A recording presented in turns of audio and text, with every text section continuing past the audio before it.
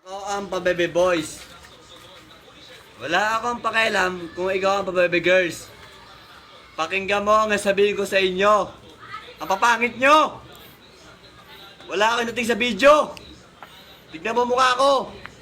Ang gwapo ko. Kamukha ko si Pero Pascual. Tignan mo. Magkawig ba kami? Ayaw mo maniwala.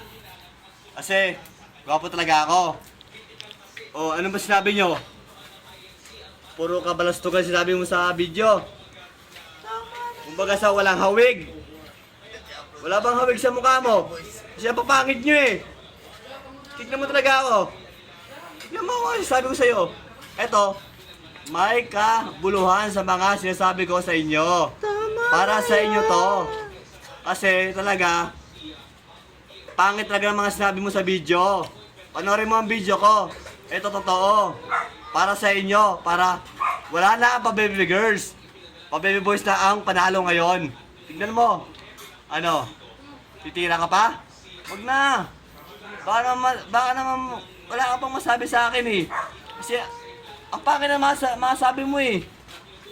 Hindi ka mananalo sa akin. Sa mga palaisipan, wala ka, hindi ka uubra. Kaya, manahimik ka na lang.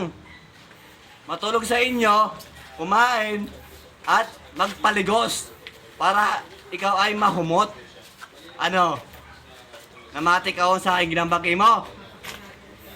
Wa, kagid. Talo kagid kakon. Kumbaga sa Tagalog, wala kang panalo sa akin. Talo ka talaga kasi ako ang pa-baby boys. At ikaw ang pa-baby out. Diba? Ano? Okay ba? Oh. Out na ako.